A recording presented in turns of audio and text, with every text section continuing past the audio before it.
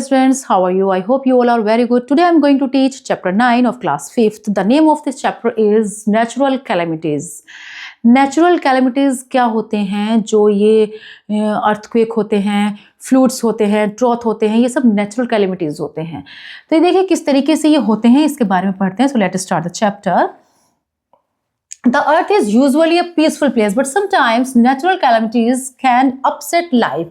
वैसे तो अर्थ क्या है, हमारी एक बहुत ही शांति वाली जगह है, लेकिन कई बार नेचुरल कैलेमिटीज जो हो जाती हैं वो लाइफ को बिल्कुल डिस्टर्ब कर देती है, अपसेट कर देती हैं। We have no control over these happenings, इस पर हमारा कोई कंट्रोल नहीं है, but knowing they are possible will help us take better care. लेकिन अगर हम इसके बारे में कुछ जान लें तो शायद हम कुछ बेटर कर सकते हैं कुछ। तो इससे हम व्हेन दे ऑक्यूर, तो जब हम इससे कुछ तो मतलब बेटर कर सकते हैं, फिर कुछ ध्यान दे सकते हैं। Some of these phenomena are volcanic eruptions, earthquake and tidal waves. इनमें से कुछ फिनोमिना कौन कौन से हैं? वेल, वोल्केनिक इरप्शंस, अर्थक्वेक्स हैं और टिडल वेव्स हैं। टिडल वेव्स मतलब जो भयंकर सुनामी लहरें जिन्हें बोलते हैं।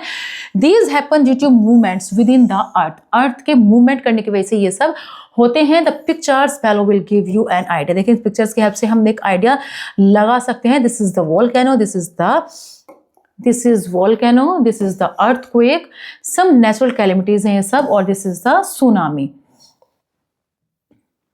नेक्स्ट है volcano. A volcano is a crack और an opening in the earth is crust through which the molten rocks called magma present deep inside the earth comes out. Volcano क्या होता है? वोल्केनो एक तरीके का मतलब भाटा, ज्वार भाटा जैसे क्या होता है। वोल्केनो में क्या होता है, जब एक मोल्टन रॉक जिसे मैग्मा कहते हैं, अर्थ की क्रस्ट से, अर्थ की क्रस्ट में एक छेद से या एक क्रैक से वो बाहर जब आता है, और वो बाहर कब आता है? जब अर्थ के जो अंदर की तरफ से डीप से जब वो बाहर आता है तब वो एकदम से क्रैक हो जाता है, तो उसको वोल्केनो बोलते हैं। Many times a lot of pressure is built up inside the earth surface due to which the magma is pushed upwards through a vertical tunnel known as vent. तो कई बार क्या होता है, बहुत ही बड़ा सा प्रेशर जब लगता है जिसको, और जब ये प्रेशर अर्थ के सरफेस से अंदर की तरफ एक किस फॉर्म में, वर्टिकल टनल की फॉर्म में अगर ये मैग्मा लग रहा है, प्रेशर डाल रहा है, तो तब ये अर्थ के सरफेस से एक वेंट के उसे जब मैग्मा निकलता है बाहर तो उसको बोलते हैं, वर्टिकल टनल फॉर्म में जब वो निकलता है तो उसको बोलते हैं वेंट। और जब एक लार्ज कप शेप्ड की कैविटी बनाता हुआ जब वेंट के टॉप पर ये आता है ना, तो it is called the crater, तब इसे क्रेटर बोला जाता है।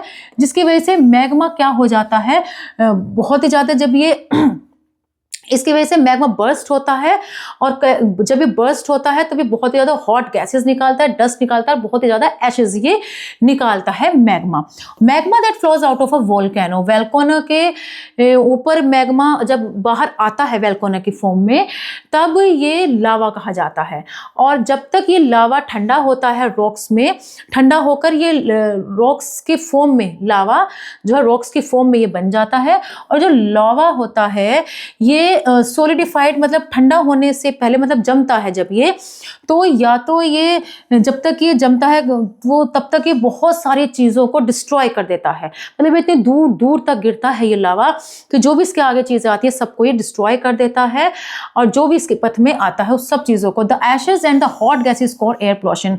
और जो भी इसके अंदर से जो हॉट गैसेज और एशेज निकलते हैं वो एयर पोल्यूशन के कारण बनते हैं, ठीक है, उसकी वजह से एयर पोल्यूशन हो जाता है। तो वोल्केनो के भी कितने टाइप्स होते हैं, तो ये जो इरप्शंस होते हैं उसकी फ्रीक्वेंसी पर, मतलब उसकी तीव्रता पर, उसकी जो बार बार होता है वो किस टाइप पर हो रहा है, इसके कैटेगरी, इस बेस पर जो हमारा वोल्केनोज होता है 3 फॉर्म में होता है। एक तो होता है एक्टिव वोल्केनो, डोरमेंट वोल्केनो, और एक होता है हमारा एक्सटिंक्ट वोल्केनो। तो 3 टाइप्स का वोल्केनो होते हैं।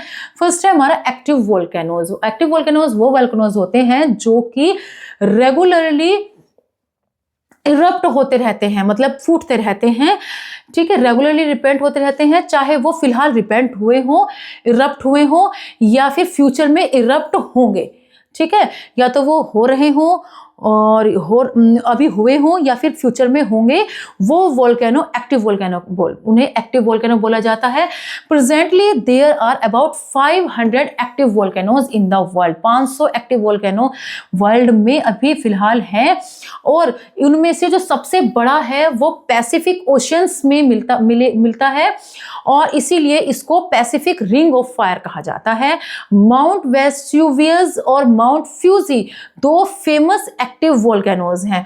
डोरमेंट वोल्केनो कौन सा होता है? डोरमेंट वोल्केनो वो वोल्केनो होते हैं जो कि करंटली इरप्ट नहीं होंगे, बट दे में इरप्ट इन फ्यूचर, लेकिन वो फ्यूचर में इरप्ट हो सकते हैं। ठीक है, this is the dormant volcano and this is the an extinct volcano. ठीक है, ये डोरमेंट है और वो एक्सटिंक्ट है, मतलब वो हो सकता है लेकिन ये होगा, चाहे वो कभी भी हो। नेक्स्ट है हमारा एक्सटिंक्ट वोल्केनोज। एक्सटिंक्ट वोल्केनो वो वोल्केनोज होते हैं जो कि स्टॉप्ड हो चुके हैं अब इरप्ट होने से, क्योंकि अब वो और अधिक अब और नहीं वो इरप्ट होंगे, अब वो हैव अ लावा सप्लाई। अब वो बस लावा सप्लाई किया है उन्होंने। Many extinct volcanoes are found on the Hawaii island. बहुत कई सारे वोल्केनो एक्सटिंक्ट हो चुके हैं जो कि हवाई आइलैंड पर मिलते हैं। ठीक है, नेक्स्ट है हमारा अर्थक्वेक्स। क्या होता है earthquakes? You have learned in your earlier class that the outer most layer of the earth is called the crust. जो अर्थ की जो सबसे बाहर वाली लेयर होती है वो क्रस्ट होती है, ये हमने पहले भी पढ़ा है इसमें, है ना। तो क्रस्ट किसकी बनी हुई होती है? जो हार्ड रॉक्स होती हैं उसके अंदर स्मॉल और लार्ज प्लेट्स होती हैं, तो स्मॉल और लार्ज प्लेट से क्रस्ट बनती हैं, और इन क्रस्ट के नीचे जो लेयर होती हैं बहुत ही ज़्यादा हॉट होती हैं और मोल्टन स्टेट में होती है, मतलब पिघली हुई स्टेट में वो होती हैं। और ये जो लेयर होती हैं, ये जो लेयर होती हैं ये मूविंग करती हुई होती हैं और एक दूसरे के तरफ स्लाइड करती हुई स्मूथली ये एक दूसरे की तरफ वो मूव करती रहती हैं। ये जो प्लेट्स होती हैं एक दूसरे की तरफ ऐसे मूव ये चलती रहती हैं। However many times adjacent plates collide resulting in a sudden movement. कई बार ये आपस में टकरा जाती है और एक मूवमेंट हो जाता है, एक वाइब्रेशन सी हो जाती है। तो ये जो वाइब्रेशन जब होती है ट्रेवल करते टाइम, चाहे वो अपवर्ड्स की तरफ हो या नीचे की तरफ, अपवर्ड्स की तरफ हो या बाहर की तरफ हो, तो सब कुछ थोड़ा सा भी ये वाइब्रेशन होने के साथ ही ये एकदम सब कुछ हिल जाता है, और ये सब हिलने से ही ये अर्थक्वेक आ जाता है। इनके प्लेट्स जब मूव करती है तो वाइब्रेशन जब इनमें कई बार हो जाती है हिलने से, तो उसको ही अर्थक्वेक बोला जाता है। और वो पॉइंट अर्थ के अंदर जो वो पॉइंट जहां से अर्थक्वेक ओरिजिन होता है, मतलब निकलता है ना, उसको फोकस कहा जाता है। और वो पॉइंट जहां पर वो फोकस होता है स्ट्रेट लाइन में, उसको बोला जाता है अर्थ के सरफेस पर वो पॉइंट जहां पर वो फोकस होता है उसको एपिसेंटर बोला जाता है। ठीक है, तो मेजरमेंट ऑफ एन अर्थक्वेक को हम मेजर भी करते हैं, मतलब माप सकते हैं अर्थक्वेक को इंटेंसिटी और डायरेक्शन और ड्यूरेशन के बेस पर, मतलब कितनी तेज तरीके से गया है, कितनी टाइम तक ये रहा है, कितनी इंटेंसिटी किस डायरेक्शन में ये गया है, कितनी इंटेंसिटी इसकी है, उसके बेस पर हम इसको मेजर करते हैं। और जिस इंस्ट्रूमेंट से हम इसको मेजर करते हैं उसको सिस्मोग्राफ बोला जाता है। Richter scale is used. Richter scale है उसका यूज किया जाता है अर्थक्वेक में, और जब इसको हम नापते हैं और अगर रिचर स्केल पर इसका नंबर 5 आता है तो इसका मतलब अर्थक्वेक जो है बहुत ही ज्यादा हाई है, यानी कि 5 नंबर बहुत ज्यादा हाई है। 5 से फिर जितना ऊपर चलता चला जाएगा ये नंबर उतनी ज्यादा डेंजर होता है अर्थक्वेक, और जितना कम है उतना ही कम होता है अर्थक्वेक। तो अर्थक्वेक के क्या क्या इफेक्ट्स होते हैं? तो स्पेशली अर्थक्वेक क्या होता है, बहुत ही प्रॉपर्टी को बहुत ज़्यादा नुकसान ये पहुंचाता है। बिल्डिंग क्रैक हो जाती हैं, टूट जाती हैं, यहाँ तक कि गिर जाती हैं, दरारें उन बिल्डिंग्स के अंदर आ जाती हैं, और जो रोड्स और ब्रिजेस जो होते हैं वो डैमेज हो जाते हैं, और ट्रीज तक भी, पूरे के पूरे पेड़ तक भी गिर जाते हैं अर्थक्वेक से। Many lose their lives to by getting trapped under heavy slabs that have fallen its. और अगर कोई बहुत भारी चीज़ें अगर वो गिर जाए और उनके नीचे अगर ह्यूमन बीइंग या कोई भी उसके नीचे आ जाता है तो वो, और अगर वो फंसा रह जाता है तो वो भी बचता नहीं है, बिल्कुल वो बच भी नहीं पाता। ऐसे स्लैब्स, इतने हैवी स्लैब्स गिर जाते हैं अर्थक्वेक की वजह से। An earthquake specially an under sea one can cause other disaster like tidal waves. एक अर्थक्वेक जो कि सी के अंदर से निकलता है और वो दूसरे डिजास्टर का भी कारण बनता है, जैसे कि टाइडल वेव्स। सुनामी जो लहरें होती हैं वो भी एक कारण बनती है डिजास्टर का। It can cause landslide and fires. ये किस वजह से होती है? लैंडस्लाइड्स और फायर्स की वजह से ये हो सकती हैं। लैंडस्लाइड्स और फायर्स का ये कारण बन जाती हैं जो टाइडल वेव्स होती हैं। टाइडल वेव्स कैसे होती हैं? तो सुनामी एक तरीके की टाइडल वेव्स ही है, और लेकिन ये टाइड्स की तरह नहीं होती हैं। भले ही ये टाइडल वेव्स हैं लेकिन ये टाइड्स की तरह नहीं होती हैं। सिर्फ इनको कहा जाता है टाइडल वेव्स। क्यों कहा जाता है? क्योंकि ये बहुत ही ऊंची टाइड्स की तरह होते हैं, बहुत ही ऊंची लहरें इनकी होती हैं जब ये निकलती हैं वेव्स। जापान में इसका मतलब होता है हार्बर वेव्स, यानी कि बंदरगाह की लहरें। जापान में इनको ऐसे बोला जाता है। लैंडस्लाइड्स, अंडर सी अर्थक्वेक और वोल्केनिक इरप्शंस, ये सब हमारे टाइडल वेव्स के एग्जाम्पल हैं। टाइडल वेव्स और सुनामी की वजह से large amount of water moves at a great speed in tidal waves. Tidal waves कहो या फिर सुनामी और टाइडल वेव्स एक ही है, क्योंकि सुनामी भी टाइडल वेव्स का ही एक रूप है। तो अगर बहुत ही ज़्यादा वाटर टाइडल वेव्स में, मतलब ऊंची लहरों में, तरंगों में जब ये बाहर निकलता है, बहुत ही स्पीड के साथ जब वाटर बाहर निकलता है, तो द स्पीड ऑफ वाटर में reach up to 800 kilometre per hour. जब वाटर इतनी स्पीड के साथ बाहर निकलता है, वाटर की स्पीड लगभग 800 किलोमीटर पर आवर, यानी कि 1 घंटे में कम से कम 800 किलोमीटर तक वो वाटर चला जाता है। इतनी तेज बहाव के साथ ये वाटर निकलता है, और जब वाटर इस तरीके से लैंड पर, ये वाटर इतनी तेज स्पीड पर पहुंचता है, तो बहुत ही ग्रेट स्पीड इसकी होती है, जिस वजह से बहुत ही जिजेंटिक वेव्स में ये बदल जाता है, मतलब बहुत ही भयानक लहरों में ये बदल जाता है इतनी स्पीड से जब ये बाहर आता है।